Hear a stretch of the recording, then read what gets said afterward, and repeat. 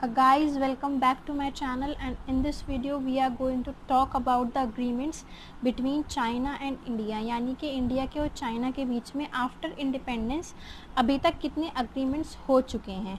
So without further do let's get started. ये video मेरी previous video का second part है। फर्स्ट वीडियो में हमने बात किया था कि इंडिया के और चाइना के रिलेशंस कैसे हैं और अब तक कौन कौन से वॉर इंडिया के और चाइना के बीच में हो चुके हैं बॉर्डर डिस्प्यूट को लेके, और इस वीडियो में हम बात करेंगे कौन कौन से agreements between India and China हो चुके हैं। इंडिया के और चाइना के बीच में अग्रीमेंट्स हुए हैं 1993 में, 1996 में, 2003 में, 2005 में एंड 2013 में। इनमें से मोस्ट ऑफ द अग्रीमेंट्स जो हैं वो बॉर्डर डिस्प्यूट को लेके हुए हैं, क्योंकि बॉर्डर डिस्प्यूट इंडिया के और चाइना के बीच में बहुत पहले से चला आ रहा है, ब्रिटिशर्स के टाइम में।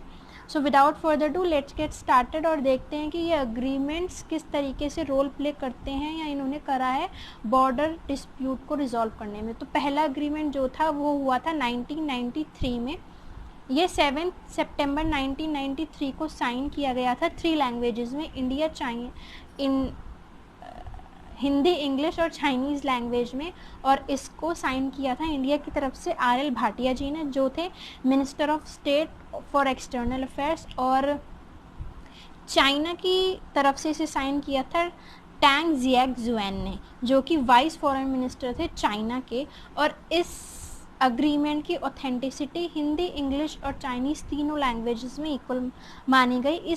ये जो अग्रीमेंट था ये बोलता क्या था, इसने यही अग्रीमेंट में इसमें लिखा गया था कि जो भी बॉर्डर डिस्प्यूट्स है उसको फ्रेंडली और पीसफुल तरीके से सुलझाने की कोशिश की जाएगी और कोई भी वायोलेटिव एक्शन चाइनीज़ या इंडियन आर्मी नहीं करेगी। जो सेकंड पॉइंट था वो यही था कि neither side shall use or threaten the use of force against other by any other means, यानी कि कोई भी साइड, दो साइड्स यानी कि एक साइड चाइना है और एक साइड इंडिया है, दोनों में से कोई भी साइड दूसरी साइड के अगेंस्ट फोर्स यूज़ नहीं करेगी या फिर किसी और तरीके से दूसरी साइड को थ्रेटन करने की कोशिश नहीं करेगी। और दोनों ही side line of actual control को स्ट्रिक्टली रेस्पेक्ट करेंगी। Line of actual control Aksai Chin और लद्दाख के बीच में एक लाइन ड्रॉ की गई है जो कि इंडिया का और चाइना का बॉर्डर है, तो यानी कि दोनों लाइन उसको स्ट्रिक्टली रेस्पेक्ट करेंगी। और दोनों ही साइड कोई भी ऐसी एक्टिविटी नहीं करेंगी जो कि लाइन ऑफ एक्चुअल कंट्रोल को ओवरस्टेप करे या उसके बाहर जाए, यानी कि दोनों ही देश इंडिया और चाइना अपनी अपनी सीमा के अंतर्गत रहते हुए जो भी एक्टिविटीज़ करनी है वो करेंगे। और कोई भी साइड, या वो इंडिया हो या चाइना हो, मिलिट्री की कोई भी ऐसी एक्सरसाइज नहीं करेंगे आइडेंटिफाइड जोन में, यानी कि अग्रीमेंट में कुछ आइडेंटिफाइड जोन लिखे गए होंगे कि यहाँ पे मिलिट्री की कोई भी एक्सरसाइज आप नहीं कर सकते। ये लिखा गया था 1993 के अग्रीमेंट में। नेक्स्ट जो अग्रीमेंट हुआ था इंडिया के और चाइना के बीच में वो था 1996 का अग्रीमेंट, और इसका जो बेसिस था, जो इसका टाइटल था इस अग्रीमेंट का, वो था on confidence building measures in the military field along LAC, that is line of actual control. यानी कि लाइन ऑफ एक्चुअल कंट्रोल पे जो दोनों मिलिट्रीज़, दोनों देशों की, दोनों कंट्रीज़ की जो मिलिट्रीज़ हैं उनके अंदर एक कॉन्फिडेंस बिल्डिंग को लेके अग्रीमेंट किया गया था। कॉन्फिडेंस बिल्डिंग यानी कि पीसफुल रिलेशंस हैं दोनों कंट्रीज़ के बीच में और किसी भी तरीके का कोई विवाद नहीं है, इस बात को लेके ये अग्रीमेंट किया गया था। और इसमें क्या क्या लिखा था ये इस बात को देखते हैं। दोनों ही कंट्रीज़ कमिटेड हैं किस चीज़ को लेके, enhancing mutual confidence and transparency in the military fields, यानी कि दोनों ही देश काम करेंगे, किस और काम करेंगे, म्यूचुअल कॉन्फिडेंस एंड ट्रांसपेरेंसी और कॉन्फिडेंस को बढ़ाने के लिए। इसमें जो आर्टिकल्स थे, ये जो अग्रीमेंट था ये 29 नवंबर 1996 को साइन किया गया था और इसमें टोटल 12 आर्टिकल्स थे।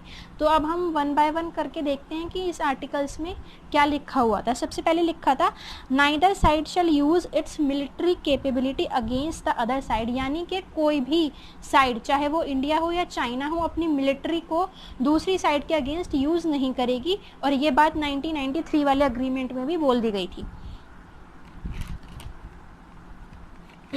और कोई भी साइड, चाहे वो इंडिया हो चाहे चाइना हो, ऐसा कोई भी काम नहीं करेगी कि दूसरी साइड को अटैक नहीं करेगी जिससे पीस डिस्टर्बेंस हो या फिर ट्रैंक्विलिटी या stability India China border area में डिस्टर्ब हो।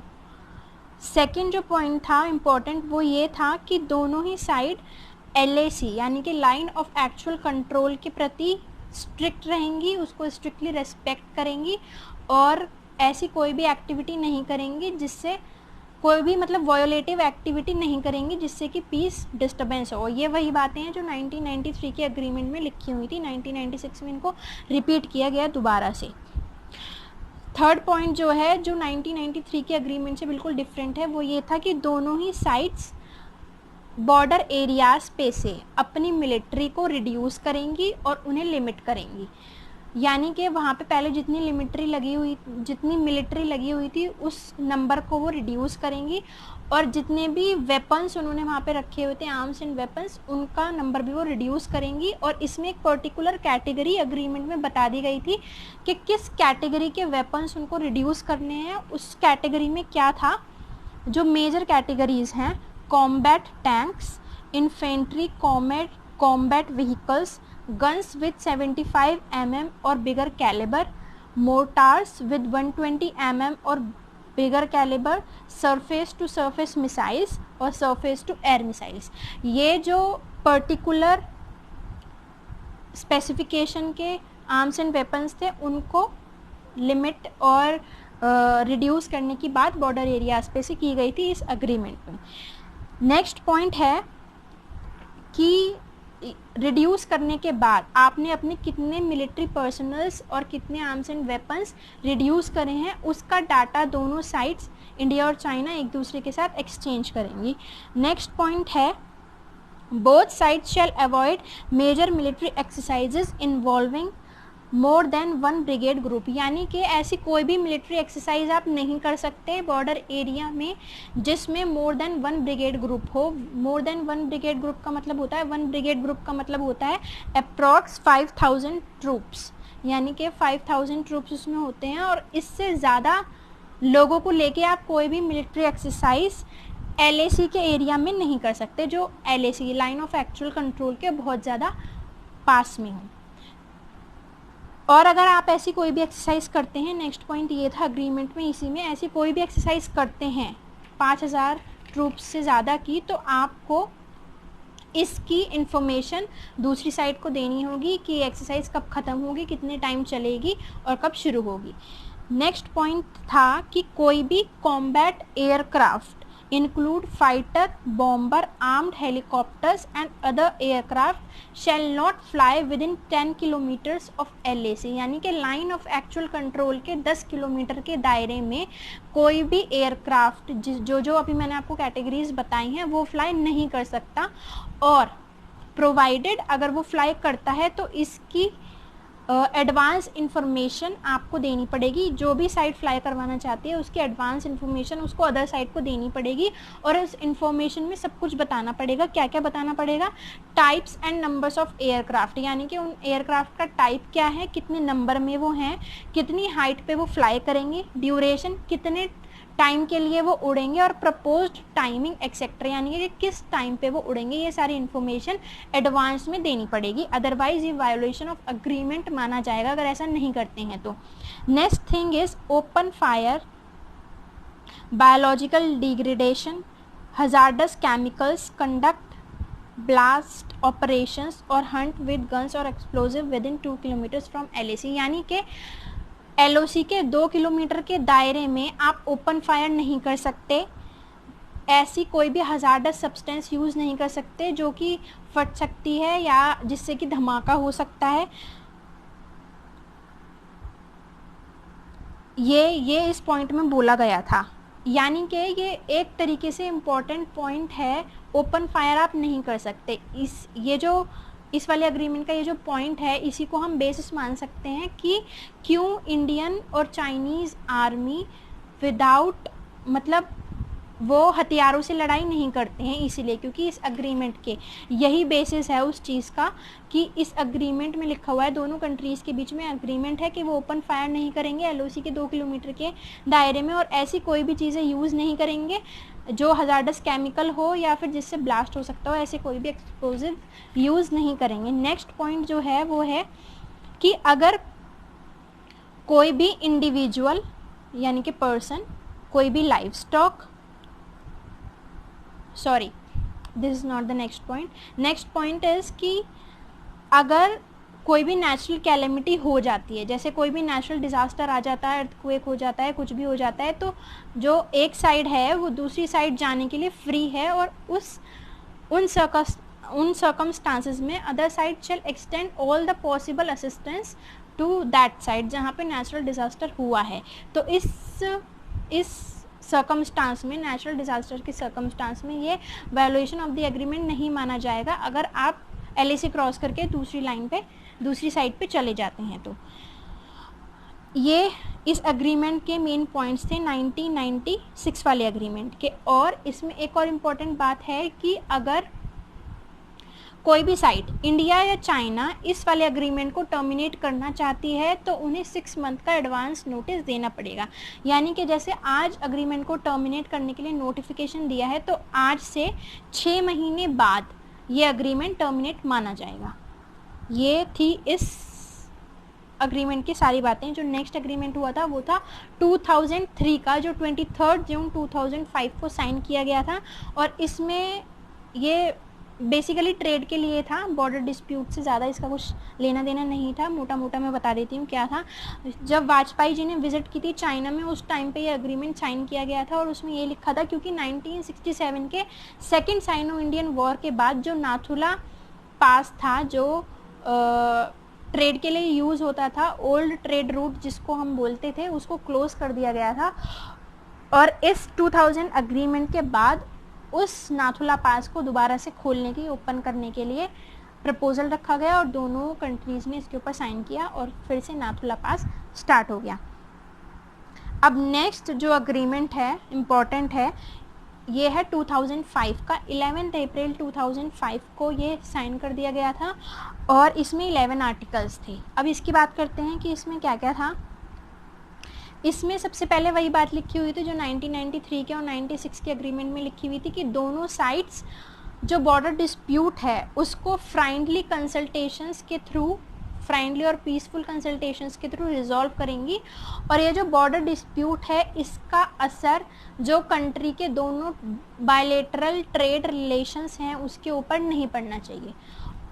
नेक्स्ट जो चीज़ थी वो ये थी कि दोनों ही कंट्रीज़, अगर कोई भी बॉर्डर डिस्प्यूट को लेके उनमें जो भी बात है वो ठीक है, लेकिन दोनों कंट्रीज़ एक दूसरे की बॉर्डर एरियाज़ में जो पॉपुलेशन है उनके इंटरेस्ट को प्रोटेक्ट करते हुए और उसको ध्यान में रखते हुए जो भी चीज़ करेंगी उनके इंटरेस्ट को ध्यान में रखते हुए करेंगे। ये 2 मेन पॉइंट्स 2005 के एग्रीमेंट में बोले गए थे। नेक्स्ट है 2013 का एग्रीमेंट, जो 23 अक्टूबर 2013 को साइन किया गया था, और इसमें 10 आर्टिकल्स थे। और इसमें जो बोला गया था उसकी बात हम अब करते हैं। बेसिकली इसका जो एजेंडा था 2013 वाले का, जैसे कि हमने देखा 1996 का जो एग्रीमेंट था वो कॉन्फिडेंस बिल्डिंग को लेके था मिलिट्री में, दोनों बॉर्डर एरियाज़ में। लेकिन 2013 का जो एग्रीमेंट था उसका बेसिस था कोऑपरेशन को लेके, यानी कि दोनों एरियाज़ की जो मिलिट्री हैं, इंडिया की और चाइना की, दोनों कंट्रीज़ हैं, बॉर्डर डिस्प्यूट को लेके एक दूसरे को कोऑपरेट करें। इसमें क्या क्या लिखा था, दोनों कंट्रीज़ बॉर्डर में जो भी एक्टिविटीज़ करती हैं एक दूसरे की लॉ को ध्यान में रखते हुए करेंगी, पहली बात ये थी। दूसरी बात ये थी कि मिलिट्री एक्सरसाइज की, क्योंकि 1996 के एग्रीमेंट में भी ये लिखा हुआ था कि आपको लिमिट करनी है अपनी मिलिट्री फोर्सेस, और वहाँ से जो भी हथियार हैं उनको लिमिट करना है, और उसका डाटा फिर आपको अदर साइड को देना है। इसमें भी यही बात लिखी हुई है कि मिलिट्री एक्सरसाइज की जो इन्फॉर्मेशन है वो अदर साइड को दी जाएगी। और कोऑपरेशन, मतलब ये एक तरीके का कोऑपरेशन बढ़ाने की कोशिश कर रहे हैं, एक दूसरे के साथ कोऑपरेट कर रहे हैं। और ये किस मैकेनिज़्म के थ्रू इम्प्लीमेंट कर रहे हैं वो मिलिट्री एक्सरसाइज के बारे में जो भी इंफॉर्मेशन होगी उसको एक्सचेंज करेंगे। अगर बॉर्डर एरिया के थ्रू कोई भी स्मगलिंग होती है आर्म्स की या वाइल्ड लाइफ की, उसको दोनों मिल के कॉम्बैट करेंगे। ये सबसे ज़्यादा इंपॉर्टेंट बात है, ये अग्रीमेंट में लिखी हुई है। Next thing is assist the other side in locating personal livestock that may have crossed or are possibly in the process of crossing LAC, यानी कि इंडिया या चाइना की तरफ से ऐसा कोई भी लाइव स्टॉक है, यानी कि लाइव स्टॉक मतलब कैटल, बकरी, भेड़ बकरी है, या फिर कोई भी ऐसा इंसान है जिसने LAC क्रॉस कर दिया है या क्रॉस करने वाला है, पॉसिबली क्रॉस करने वाला है, उसको ढूंढने में दोनों एक दूसरे को कोऑपरेट करेंगे। और नेक्स्ट पॉइंट है work with the other side in combating natural disaster. किसी भी नेचुरल डिजास्टर के टाइम पे दोनों साइड्स एक दूसरे को कॉम्बैट करेंगी, यानी कि साथ मिलके दोनों रिजॉल्व करेंगे इस प्रॉब्लम को। नेक्स्ट है कॉपरेशन। तो अब ये तो हमने देख लिया कि कॉपरेशन कैसे कॉपरेशन करेंगी, इन चीज़ों में करेंगी, लेकिन वो कॉपरेशन किस मैकेनिज्म के थ्रू इम्प्लीमेंट किया जाएगा, वो है फ्लैग मीटिंग्स और बॉर्डर पर्सनल मीटिंग्स। यानी कि फ्लैग मीटिंग होता है एक, और बॉर्डर पर्सनल मीटिंग यानी कि बॉर्डर पे जो लोग तैनात होते हैं उनकी एक मीटिंग करा के उसके बाद periodic meetings between officers of the relevant military regions of China and India. यानी कि जो भी बड़े ऑफिसर्स होते हैं इंडिया की मिलिट्री के हैं या चाइना की मिलिट्री में हैं बॉर्डर एरिया में, यानी कि एक सुपीरियर होता है, उसके नीचे इन्फीरियर्स होते हैं, तो सुपीरियर्स की मीटिंग करा के फ्रेंडली रिलेशंस को प्रमोट करने की बात यहाँ पे की गई है। तो इस चीज़ को करके कोऑपरेशन दोनों में बनाया जा सकता है और फ्रेंडली रिलेशंस को प्रमोट किया जा सकता है। नेक्स्ट पॉइंट है periodic meetings of representative of the ministry of defence of India and ministry of national defence of China. यानी कि जो डिफेंस मिनिस्ट्री है इंडिया की और चाइना की, उनके मिनिस्टर्स की मीटिंग करवा के इसको भी एक तरीके से मान सकते हैं कि फ्रेंडली रिलेशंस को प्रमोट करने की यहाँ पे बात की गई है। नेक्स्ट पॉइंट है जैसे कोई भी सेलिब्रेशन होता है बॉर्डर एरियाज़ में, जैसे आर्मी वाले आर्मी डे मना रहे हैं या कोई भी फेस्टिवल मना रहे हैं, तो अदर साइड को इनवाइट कर सकते हैं। जैसे इंडिया की आर्मी चाइना आर्मी को इनवाइट कर रही है फेस्टिवल में और चाइना आर्मी इंडिया को इनवाइट कर रही है। तो ये सब फ्रेंडली रिलेशंस को प्रमोट करने के लिए ये सारी बातें लिखी गई हैं। नेक्स्ट पॉइंट है कि अगर ऐसा कोई भी एरिया है जहाँ पे लाइन ऑफ कंट्रोल नहीं है या आइडेंटिफाइड नहीं है और वहाँ पे इंडियन मिलिट्री और Chinese military face to face हो जाती है, तो इंस्टेंट ऑफ बीइंग प्रोवोकेटेड और कोई भी वायोलेटिव एक्शन करने के बजाय आपको करना क्या है कि मैक्सिमम सेल्फ रिस्ट्रेंट, यानी कि कोई भी वायोलेटिव एक्शन आपको ना करके आराम से अपने अपने एरिया में वापस आ जाना है और लड़ाई नहीं करनी है। ये अग्रीमेंट भी इस बात में लिखा गया है। तो इन सब अग्रीमेंट से एक बात समझ में आती है कि इंडिया की और चाइना की आर्मी जो विदाउट आर्म्स या बिना हथियारों की जो लड़ाई करती है उसका बेसिस यही है कि ये अग्रीमेंट में साफ साफ लिखा गया है। और इंडिया के और चाइना के बीच में जो भी एग्रीमेंट्स हुए हैं बॉर्डर डिस्प्यूट को लेके, उन सब के बारे में भी हमने बात कर लिया। अभी जो इंसिडेंट हुआ है that is also for the border dispute, Galwan valley dispute जिसको हम बोल रहे हैं, और ये 15 जून 2020 को हुआ था, जिसमें इंडिया के 20 जवान वीरगति को प्राप्त हुए हैं। और इसके बाद ही इंडिया में सोशल मीडिया के थ्रू एक अभियान चलाया गया, बॉयकॉट चाइनीज़ प्रोडक्ट्स, और इसके बाद सेंट्रल गवर्नमेंट ने इसका संज्ञान लेते हुए, क्योंकि चाइनीज़ आर्मी, क्योंकि ये बहुत ही मतलब शर्म की बात है कि इस तरीके की हरकतें करना, इस तरीके के एग्रीमेंट होने के बाद भी इस तरीके की हरकतें करना, ये मतलब बिल्कुल भी सही नहीं है। तो इसलिए भारत सरकार ने इसका संज्ञान लेते हुए 29 जून 2020 को 59 चाइनीज़ ऐप्स को भी बैन कर दिया था, और ये बिल्कुल सही भी है। It's a very commendable decision. So that's all guys for this video. For more such informative videos, stay connected, press the subscribe button and the bell icon. We'll meet you soon in the next video. Till then, bye bye, take care, stay healthy, stay at home and stay safe.